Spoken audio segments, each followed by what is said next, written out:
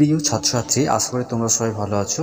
এই প্রশ্নটির উত্তর তোমরা স্কুল এবং কলেজে পড়াশোনা করছো, তো সমস্ত ছাত্রছাত্রীদের জন্যেই প্রস্তুত করা হয়েছে।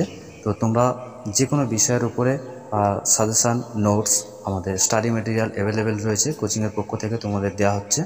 আমাদের টেলিগ্রামে যুক্ত হয়ে যাও, সেখানে এই পিডিএফটি দিয়ে দেবো। তবে পিডিএফটি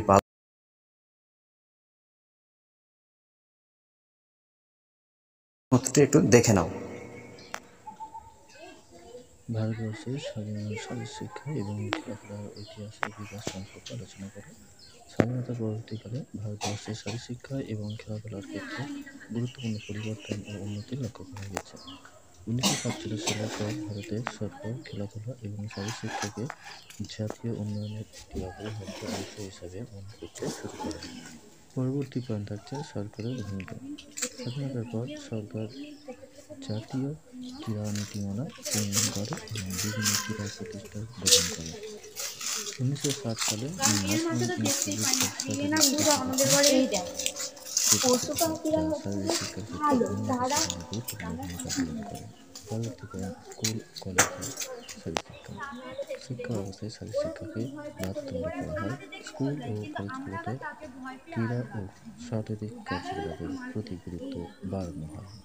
বিভিন্ন খেলাধুলার প্রতিযোগিতা এবং টুর্নামেন্টের মাধ্যমে শিক্ষার্থীদের মধ্যে প্রতিযোগিতার মনোভাব সৃষ্টি করা হয়। পরবর্তী পয়েন্ট জাতীয় ও আন্তর্জাতিক ক্রীড়া। 1970, 1980 এবং 1948 সালে অলিম্পিক গেমসে ভারতীয় ক্রীড়াবিদদের অংশগ্রহণ এবং সাফল্য দেশের ক্রীড়া পরিবেশকে আরও উৎসাহিত করে। বিশেষ করে হকি, ক্রিকেট, ফুটবলের মতন খেলাগুলো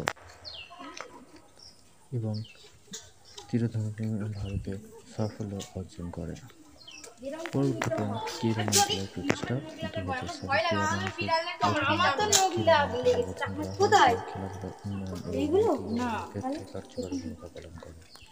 এই মন্ত্রণালয় বিভিন্ন ক্রীড়াবিদদের প্রশিক্ষণ, সুযোগ সুবিধা এবং আর্থিক সহায়তা প্রদান করে। পরবর্তী পয়েন্ট হচ্ছে সামাজিক ও স্বাস্থ্যগত সুবিধা। শারীরিক শিক্ষা এবং খেলাধুলার স্বাস্থ্যকর জীবনযাপনের একটি অংশ হয়ে যায়। বিভিন্ন গবেষণা দেখা গেছে নিয়মিত খেলাধুলা শারীরিক স্বাস্থ্য, মানসিক সুস্থতা এবং সামাজিক সম্পর্কের উন্নয়নে সহায়তা করে। যুব সমাজের মধ্যে এই সচেতনতা বাড়াতে সরকার এবং বিভিন্ন প্রতিষ্ঠান নানা কার্যক্রম পরিচালনা করে। ভারতবর্ষের স্বাধীনতার পরবর্তীকালে শারীরিক শিক্ষা এবং খেলাধুলার বিকাশ একটি গুরুত্বপূর্ণ বিষয় হয়ে দাঁড়িয়েছে। সরকারের উদ্যোগ, সচেতনতা এবং আধুনিক